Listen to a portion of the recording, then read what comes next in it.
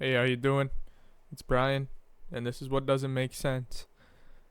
So this is the first episode, and the whole premise of the show is basically talking about things that don't make sense to me. You know, when you go, "Hey, you know what doesn't make sense to me?" And then whatever. This is me telling you about that and giving my opinion on what I think it is or what it came from. Even if these things are already backed up by science or whatever, I don't read. I'm not smart. You're gonna understand that listening to this show and everything. But no. First thing, I just read this thing on ESPN last night. And it's talking about the most unlikely heist ever, and it was talking about this one executive stealing from the Sacramento Kings. He stole $13.5 million, and the way he did it is honestly, it's kind of, I don't get it. It doesn't make sense. I didn't think it could be this easy because I'll tell you about it. It seems way easier than I thought it could be. But it's basically started out when this dude, he left the Sacramento Kings. He got fired or whatever from there, and he went to the Miami Heat. And the HR lady called, and she asked about a file saying TurboTax, like he did his taxes on his work computer there or whatever. And he's like, "Oh no, that's you don't have to worry about that. No one needs to see it." And she goes, "Oh well, I opened it. I was being nosy, looked into it, and I saw that there's a business called the Sacramento Sports Partner or something." And he goes, "Oh no, that was something something I came up with a couple years ago. It doesn't exist anymore." She's like, "All right." This broad keeps getting more nosy, and she's like, "Well, should I tell someone about the Sacramento Sports Partners or whatever?" And he's like, "No, no, no, no, no, leave it, leave it, leave it." Leave, like really, really insistent for her to, shut up about it and quit asking. And but she just kept, going on, and then he finally got sick of her and just hung up. And then, like not even 5 minutes later, it seemed like that an FBI agent showed up at his door, like two of them, and this dude, he's sweating bullets. Someone just called him about something he thought wasn't gonna catch up with him. This 13.5 million. He thought he was home safe, but yeah, they come up and they ask him. They're like, "Hey, man, now I'm telling you, these FBI agents, they can talk. I'd like to see them go to like a bar because they can talk more shit than a dude at a bar trying to get laid. Because they go in there and they just put them right at ease. They're like, "Hey, we're looking in. We suspect fraud's happening somewhere. We're thinking you might be a victim, and we're looking in this real estate company." And he's like, "Oh my god, I'm a victim? Like, awesome! You guys don't know about my other company?"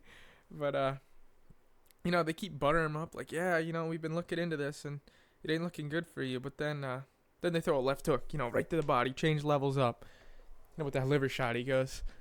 They asked him, "So, how did you buy an $8 million house in beautiful Los Angeles?" And he's like, "Oh, no, well, what? Oh, yeah, yeah, yeah. I these investors I had, I've been working with them. It's been paying off really well." He goes, "Oh, okay, yeah." So then they pull up these documents. They have documents. Like, "Yeah, did they sign these? Like, where'd you get these signatures?" And he's like, "Oh boy." He goes, "Oh yeah, yeah, they signed." I'm like, "All right, well." Then the dude asks. He says something like, "Hey, if you guys are gonna keep questioning me about this, I want to like talk to an attorney." So they left, and then his wife, she went to like Starbucks or something, swiped her debit card, and it got declined. Then she looks online, and next thing you know, she has no money in that. And she calls Jeff. She's like, "Jeff, we don't got no money." And so Jeff's like, "Oh my god, what's going on?" So he calls the FBI agent back up. He's like, "Hey, actually, you told me to call you if I have a question. I got a question, man. I don't have any money in my bank account." And the dude goes, "Yeah, you know why they're frozen and wiped." But so no, that was basically the premise of it. The backstory of him getting caught. But how this all started. This was in 2011. He started out at the Sacramento Kings. He was making good money. He was an executive. Like he was making $500,000 or whatever there. But like every big shot, he's got greed and everything. Started taking over. But no, what he did was he found a way to get checks written to the Sacramento Sports Partner company that he made without raising any suspicion. And I did it. Get this. All he did was take the Sacramento Kings, like their invoice template. You know, if you were to get an invoice from them, it'd have the, and he just put, instead of make payable to like Sacramento Kings or whatever, he just put it as his company, and it's all he did, and so the big robbery came when he took all this money, was when the Sacramento Kings, they renamed themselves to the gold. They're called the Golden One Center now, and those deals, they're like 5 years, 100 million, or 100 million, making 5 million a year for like 20 years or whatever. And the guy who said it, he's like, I'm just picturing it as like a throwaway line, like, hey, if you need more money up front, just let us know. And we're like, nah, we're good. This is a great deal. But you know, Jeff, he stored that in his head, and like, oh, maybe I'll take you up on that a little bit. So he emailed them and asked them. He's like, yeah, I actually need some more up front right now. Like, we're putting in some stairs, you know. Can you give us like 4 million? And sure enough, put the Kings invoice, make it to his sports team company on the bottom, and he got the money, the 4 million, into him. Then in the next year, he goes back on that one deal again. He's like, hey, I really need some more money up front. We're hurting here. So they're like, oh yeah, no problem. Yeah, sure. So they like changed the deal where the money would be getting paid or whatever, how often. He forged some more signatures somehow, and yeah, he got 9 million wired to his account again. But the kicker is this guy got even more greedy, and he's like, yeah, I want more. So what he did with this, honestly, this is kind of being an entrepreneur. He took all that money he got, and he started investing in real estate. He started buying these mansions and just flipping them. Like all this finally caught up to him though, because all he had to do was not do his stupid taxes at the office, you know, because that's how the chick found it. Because this dude was such a mess and left such a paper trail that they couldn't. She just needed one document, like just not even anything important. She just needed it off his computer to give to somebody because they needed it. And she had to go through every file one by one looking for it. That's how she found the TurboTax and everything. And this chick was relentless. Like, she deserves a raise. Like, whatever job this dude had, she should get now. You know what I'm saying? Because she started calling everywhere, pretending to be an auditor. Like, hey, we need all these invoices you sent there, and blah blah blah, stuff like that. You know, just she's a savage. There's no way around it. And so they finally build this case against him, and then they finally get him into court. And this guy's like, I was always intending to pay these guys back. It was just I needed a little. He almost made it like he didn't do anything wrong, like that there's nothing wrong with it, because he always in his mind was like, yeah, it was just a loan. Like, I was gonna pay him back. Obviously, I had 20 years. They would have known nothing was gone. It was gonna put the money in. They were gonna be 500,000 short in year 15. I was gonna put it in. Like, they weren't gonna know if it came from two places. Why would they care? They got their money. But yeah, they're like, yo, dude, you were not gonna pay them back ever, because they're already missing money, you know. But yeah, I just never knew that it was that easy to steal that much money. Like, all you have to do is forge a signature, and like, I understand you have to like know the understanding because it was with the advertising stuff and the branding, but you wonder how rampant that is. Like, if all it takes is a couple signatures of like the bigwigs, and dude, when you're like imagine a company like Coca-Cola or Pepsi making billions. Like, you think they would notice like $13.5 million gone? Like, I'm sure, like the Sacramento Kings, like they'd obviously find out after a while. But do you think that the Coca-Cola ever would? Because I know they deal in like their financial statements are in like millions and everything, and what they go by. Like, they don't even round to, I think, the 10,000s, or you round to the 100,000s. You know.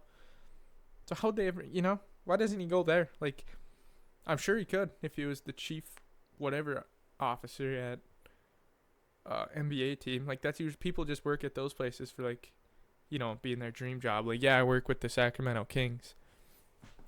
But no, that doing stuff like that makes about as much sense to me as doing like calculus. or whoever invented that. Like I would never know the first place to make something like this. Like I would know the first how to invent calculus, or even know what to use calculus for. Like what problem were they making in the early 500s? 500. What do we even call that? 500? Yeah, doesn't even sound right. Like you got 2000, 2001, 500 when they invented calculus to see how far away the stars were from each other. I am so bad at history that sounds right to me, even though I know it's not. Because I know a lot of things started advancing like, whatever, 1700s. What, 500s when they found out the Earth was round. Like what? How would they even know what numbers to use to determine that? How far to find that the Earth is away, But there's got to be such a nerd who invented calculus. Because it'd be such a stupid. Like imagine how much shit that guy got, whoever invented it, like in the 500s or whatever. Dude, I gotta look this up. It's killing me. But I know it wasn't just one nerd who invented it, because you always have. Because I took calculus and it never made sense to me, but you always had 2 ways to do something, or 3 ways, and one of them was always way easier. So you already know that guy was probably the smartest one, which blows your mind because another guy knew how to make calculus, but another dude knew how to make it better. So how smart was he? Who made calculus?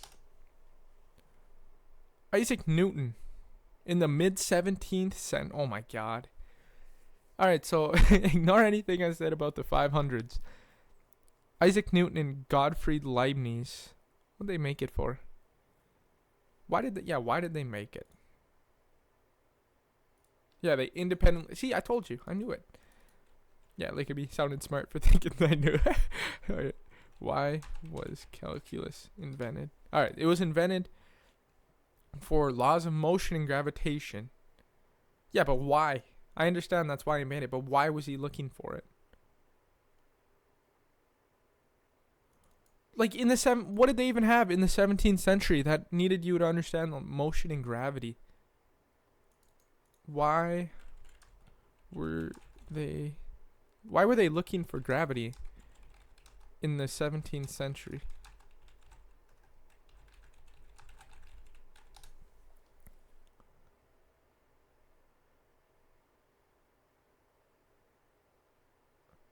See, I still don't understand why they'd even want to. Like, who cares about gravity? Just things fall, whatever. Yeah, all objects tend to accelerate equally in free fall. Yeah, whatever. Dude.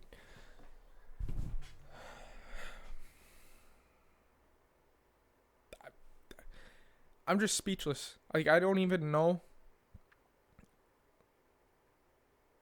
Seriously, though, imagine how much they got bullied coming up with that. And even in the 17th century, everyone was out farming or gathering, making houses, and these douchebags were over there in their little teepees or whatever, making calculus.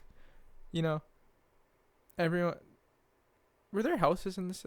Okay, there definitely was houses, but in the United States, that was when it was just coming. So in his little log cabin, no toilet, stinking like a zoo in there, making. No, they were like, oh, look at this douchebag on his notepad. Hey, you want to see how things fall? People just throwing shit at him. That's how things fall, man.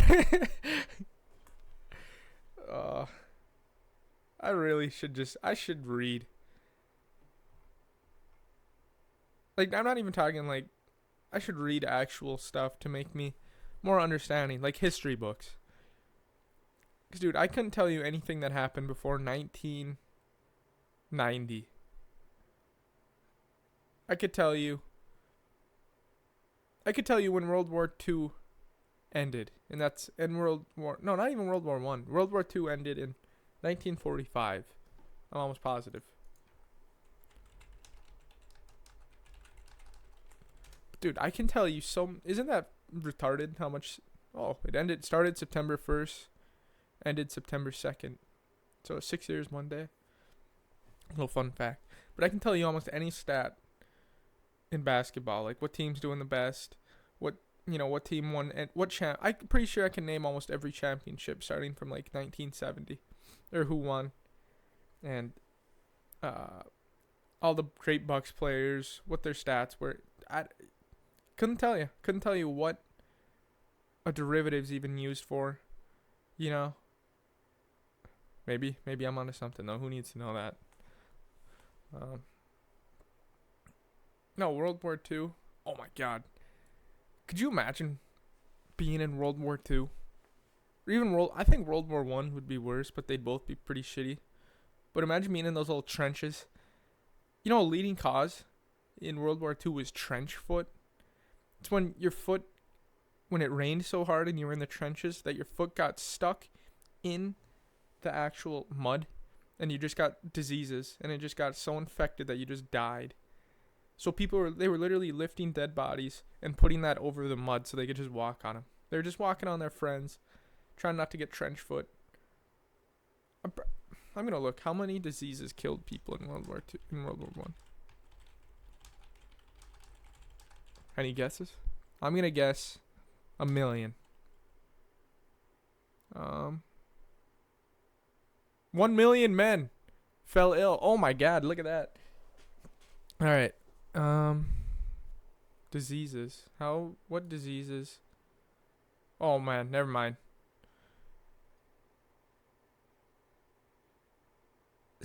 The Spanish flu killed how many people? 3 times more than 17 million? All right, what? 51 million people? When was the Spanish flu?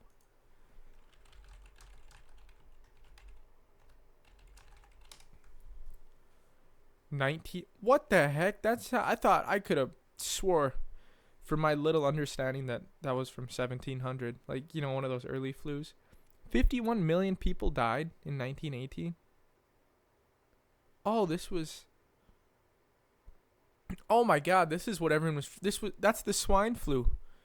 The original swine flu. That's what everyone was freaking out about when he was coming back. You're going to lose 51 million people. Wow. No, getting back to calculus though. So what would they use it for? I'm sure somebody invented it with the boats, you know, having to understand how far they're going, what distance, but that's another thing that will never make sense to me. How did Christopher Columbus know that there's even land sailing away? Like, who told him that the United States has even existed? You know, I guess it wasn't that Mexico existed. You know, where to go. Like, why would he even take off there? If someone came to you and told you, dude, if he was the first one to sail to it, you know, who's going to tell him that it's there? Like, as little as he knows, he's about to go off the edge of the earth, you know, back when they thought the earth was flat. So he's just going to be sailing forever. Could you imagine how big of a baller move that'd be, though? You come back after everyone thought you were just going to sail off the face of the earth. You come back like, yeah, I found a new place for everyone to live. It's beautiful there. They have these awesome mountains, beautiful rivers. This huge river, I'm not even kidding you, 2 miles across easily. You know, the Mississippi. And because I'm guessing he came on the East Coast. Yeah. And I'm sure he had some nice things to say about the Native Americans living there too, when he came across them. What a shit show that is now, hey? Gonna take away. That's the only problem I have with that. I don't care about the guy personally. Like, I've never, you know, good for him. He found it. But trying to take away a holiday, a working holiday. I don't stand for that. Just even rename the holiday. Call it. He didn't. You know, because the whole reason is they're like, yo, he didn't find it. We're already here. But call it like Native American people founded day, instead of him finding America. He found them who already owned it. I don't know. I shouldn't be in charge of naming anything or any solutions, but I think that's a pretty good one, you know? If you were to take it away, though, you'd have to give one back somewhere. Like, come up with, just give us even a different holiday, like, of something of lesser, like the Lewis and Clark Day, whenever they first set off to get to the West Coast, because I'm sure they were friendly with all the Native Americans. So Lewis, hang on, when I'm actually onto something right now. When did they started? 1804. So yeah, what date though? When did? Maybe there's a better one. And November. Wait. Okay, this is all I can. I'm not gonna look any further. March 23rd is the new. We're getting rid of St. Columbus Day, and we're putting Lewis and Clark Day on March 23rd. Oh, that's right next to St. Patrick's. That might even that's a week after St. Patrick's Day, and you guys are just gonna have to deal with it. We're gonna have Lewis and Clark Day now, and you don't get a September holiday off. But I think that's a good compromise for everybody involved. And there, holy shit! I'm gonna read you guys just this one last one because I'm gonna probably wrap it up. I don't know how entertaining this is, but so their expedition started on May 14th, 1804. Oh my god! Okay, never mind. It started. Why didn't they just say this on the first Google search? It started May 14th, 1804. It ended October 16th, 1805. It was almost a year and a half. They were walking from coast to coast. I'd like to say I could do it quicker, even with the roads, but I don't think I could. Can you imagine how much fun that would have been? Just those two, just going along. What if they didn't even go that far, you know? What if they just went they walked for 3 days maybe, found a group of Native Americans and just chilled with them for a year and a half.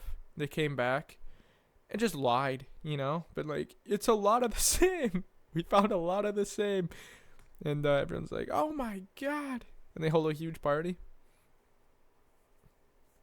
I don't think they did that, but yeah, so I guess you guys have a choice now. May 14th or October 16th. Do you want it at the start or the end? October, that's when everyone likes being off though. But in the summer, that's May 14th. That's getting pretty close. End of spring. So May 14th. But that's right. Yeah, okay. We're doing that. May 14th is the new holiday, and they're getting rid of St. Patrick's Day. Or, no, keep St. Patrick's Day. Get rid of Columbus Day. Alright. But no, a year and a half. I wonder if there's a book about them. I'm going to read it. Because they've had to have one of the most interesting lives, you know? Was it just them that went? Or are they the Steve Jobs of the expedition? How many people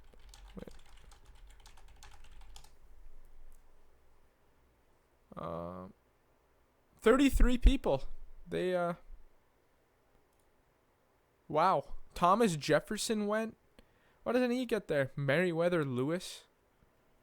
What the? I don't know who that is. I don't know why I said it. A couple of Native American people. Sacagawea from Native American folklore. Not folklore. Oh, God. He was a general, probably. Yeah, so they got all the credit. There's definitely 33 people. I was going to say, how insane would that be? 2 people in the 1800s walking across, and you expect them to come back alive, to tell you about it. But I think that's going to be it for episode 1 of What Doesn't Make Sense. We're about 24 minutes in. But I don't know how often this is going to be. Probably a weekly thing. And I don't know the duration. At least over 20 minutes. Next week I'll try and aim for 30.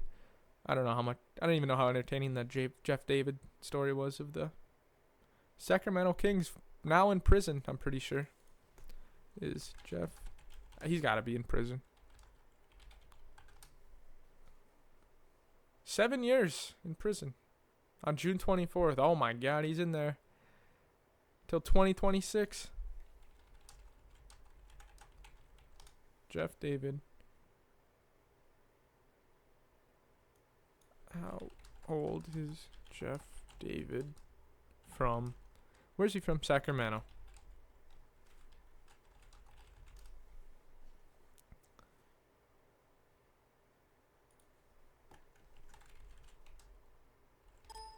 How, I'm gonna guess he's probably in his 50s, so he'll be getting out when he's prime retirement age, with no money.